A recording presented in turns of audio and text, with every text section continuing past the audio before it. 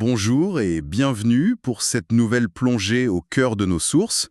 Je suis ravi de lancer notre exploration approfondie d'aujourd'hui parce qu'on a un sujet, franchement, qui retourne le cerveau. Oh oui, je suis complètement d'accord. Je suis ravie d'être là pour en parler parce que c'est le genre de sujet qui change notre façon de voir le quotidien. Exactement. Alors, pour commencer, imaginons un instant qu'on essaie de comprendre le goût, la texture, le parfum d'un super gâteau au chocolat, mais attention, juste en regardant un tas de farine d'un côté et des œufs crus de l'autre. Séparément, quoi. Voilà, sans jamais les mélanger. C'est une démarche qui semble totalement absurde, non? Parce qu'il manque l'essentiel, c'est-à-dire l'interaction entre ces ingrédients sous l'effet de la chaleur. C'est ça, la chaleur qui va tout lier. Et en fait, cette erreur, qui consiste à isoler les éléments pour espérer comprendre le tout, c'est pourtant exactement ce que la science traditionnelle fait depuis 500 ans. Ce qui est fascinant ici, c'est que la documentation que nous décortiquons aujourd'hui propose carrément de déconstruire cette réalité. Ouais, les sources qu'on a sous les yeux viennent du Systems Innovation Network et elles portent sur la pensée systémique et la science de la complexité. Ça démontre que cette vieille méthode analytique est en train de s'effondrer. Totalement. L'objectif de notre analyse aujourd'hui, c'est d'offrir à ceux qui nous écoutent un raccourci pour comprendre pourquoi notre monde moderne ne peut plus être expliqué par ces vieilles équations, que ce soit les crashs boursiers soudains ou l'architecture des colonies de fourmis. Des choses qui n'ont rien à voir en apparence. Rien du tout. Et pourtant, ça échappe à la science classique. Mais pour saisir cette bascule, il faut d'abord comprendre l'ancienne méthode. Pourquoi est-ce qu'on change de modèle? Parce que l'ancien a atteint ses limites. Le fameux paradigme newtonien qui régnait en maître depuis Sir Isaac Newton. Les sources le décrivent comme une vision mécanique de l'univers. Le monde vu comme une gigantesque horloge parfaite. Voilà. Et la méthode employée, c'est ce qu'on appelle le réductionnisme analytique. C'est un grand mot, mais le concept est simple. Face à un truc énorme et complexe, on le découpe en petites parties gérables. Ok, décortiquons ça un peu. On isole chaque variable dans une sorte de vide théorique, on l'étudie avec des équations linéaires, et à la fin, paf, on additionne les résultats pour comprendre le système entier, c'est ça? C'est exactement ça. Il faut avouer que ça a marché pendant des siècles. Ça marche super bien sur des systèmes fermés. C'est parfait pour calculer la trajectoire d'un boulet de canon ou d'un pendule.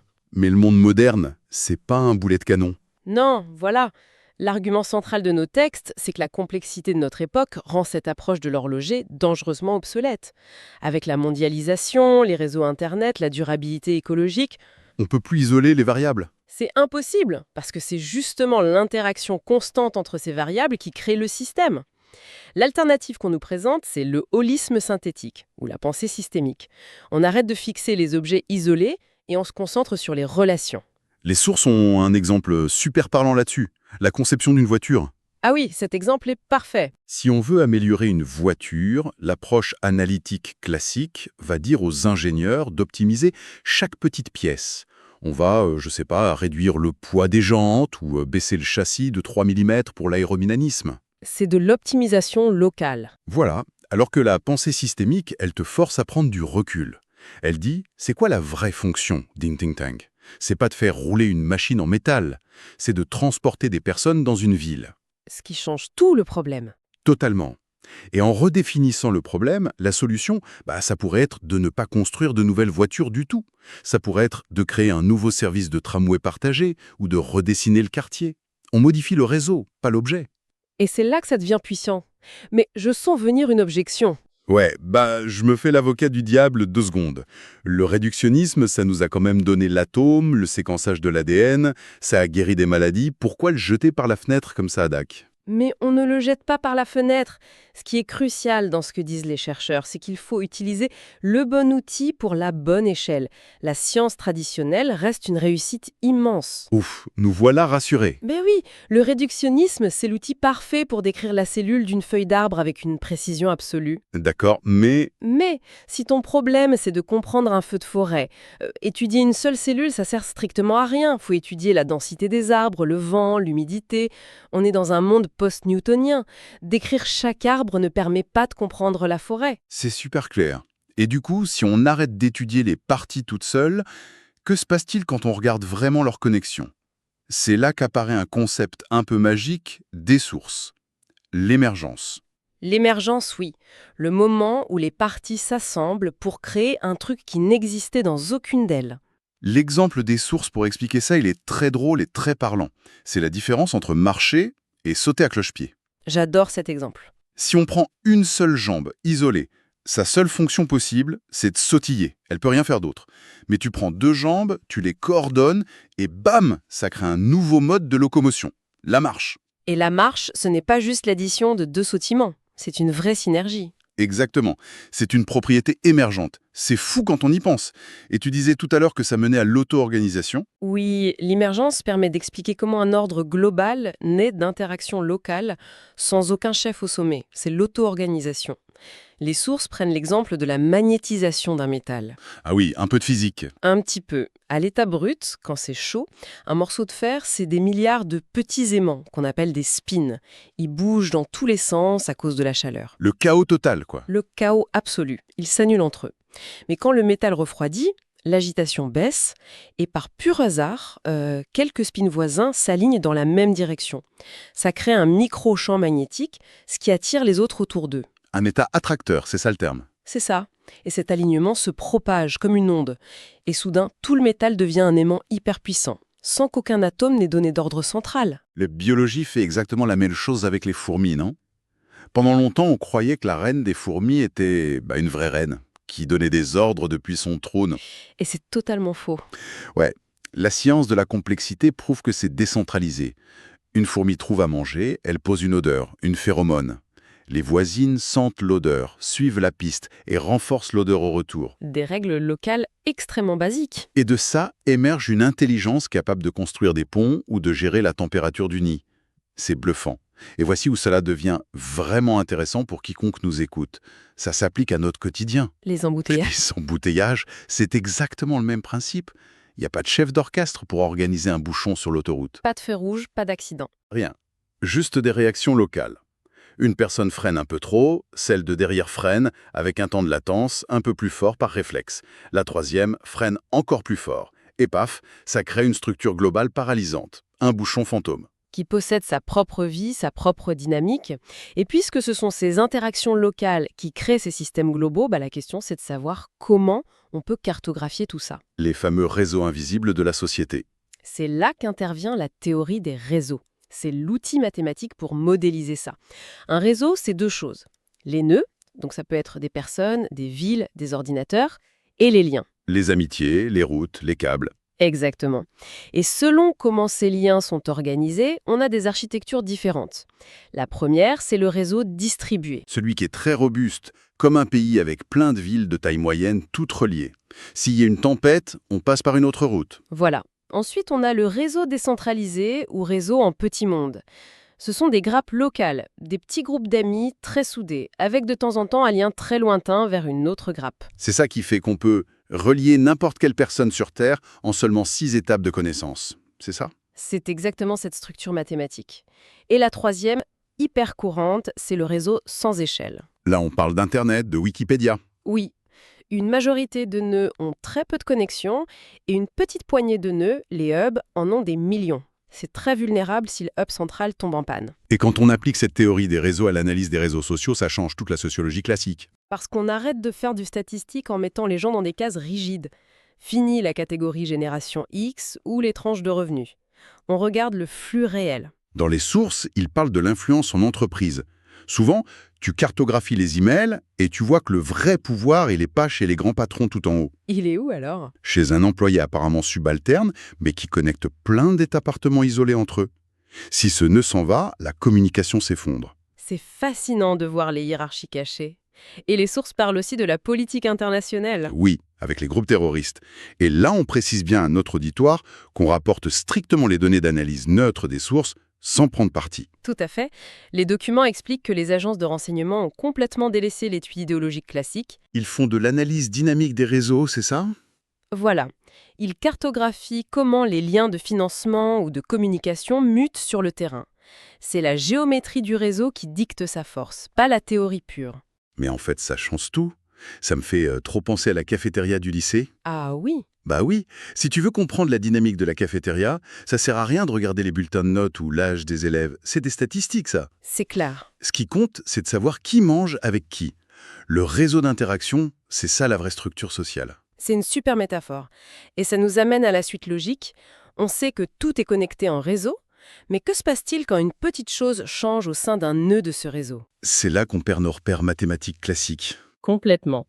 C'est le mur de la non-linéarité. Dans l'ancien monde de Newton, tout est linéaire, le principe de superposition. 1 plus 1 égale 2. Les sources donnent des exemples simples de linéarité. Tu tapes une balle de baseball, la cause donne un effet direct, prévisible. Tu as une usine qui produit 1 million de tracteurs, tu ajoutes une usine identique, tu as 2 millions de tracteurs. La somme des parties. Mais en non-linéaire, ce principe s'effondre.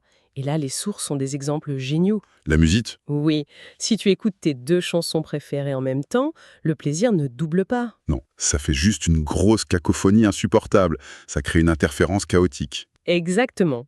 Et à l'inverse, si 4 couturiers travaillent ensemble, par la spécialisation et la synergie, ils peuvent produire énormément plus que s'ils bossaient chacun dans leur coin.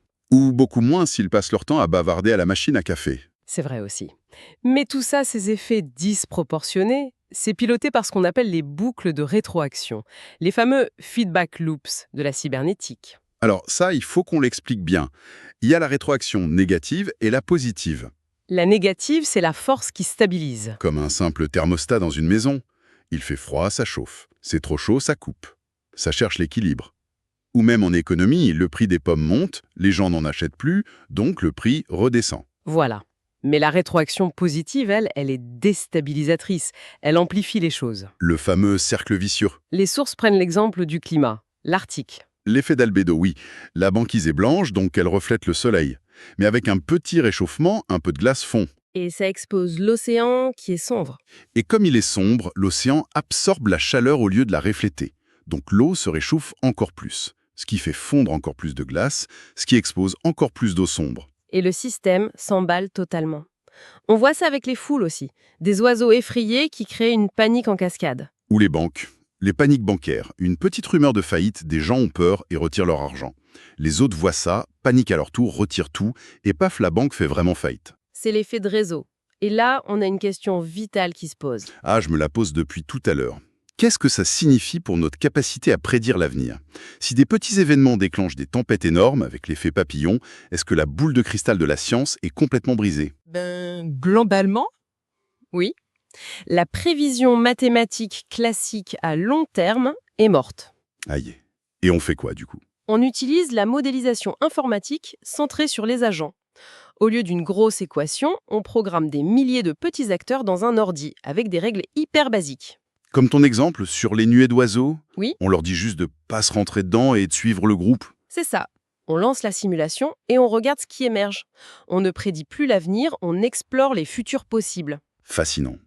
Et en combinant tout ça, l'émergence, les réseaux, la non-linéarité, on obtient le boss final de notre analyse, le système adaptatif complexe. Le concept ultime, de multiples éléments qui coévoluent, qui s'adaptent, sans aucun contrôle central. C'est ce qui nous aide à comprendre les vrais défis du XXIe siècle. Les sources parlent de la science du système terrestre. On ne regarde plus la Terre comme des cailloux d'un côté et de l'air de l'autre. C'est un ensemble dynamique de sphères, lithosphères, biosphères, qui respirent ensemble avec les cycles solaires. Il y a aussi une application technologique géniale dans les documents.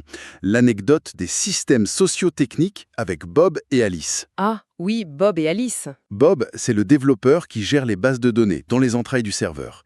Et Alice, la designer qui crée l'interface pour les utilisateurs. Les sources disent que s'ils bossent de manière isolée, le projet va dans le mur. Parce qu'il faut fusionner l'humain et la machine. C'est pas juste du code, c'est de la sociologie aussi. Tout est lié. Un autre exemple dingue, c'est le métro de Hong Kong. C'est mon exemple préféré. Les ingénieurs, ils n'ont pas juste posé des rails dans un tunnel. Non, ils ont créé un écosystème. Ils ont intégré des zones résidentielles, des centres commerciaux, directement dans l'infrastructure du métro. Le réseau de transport et la vie urbaine fonctionnent en symbiose. Et si on relie ça à la situation dans son ensemble, c'est pour ça que ces outils systémiques sont absolument vitaux aujourd'hui.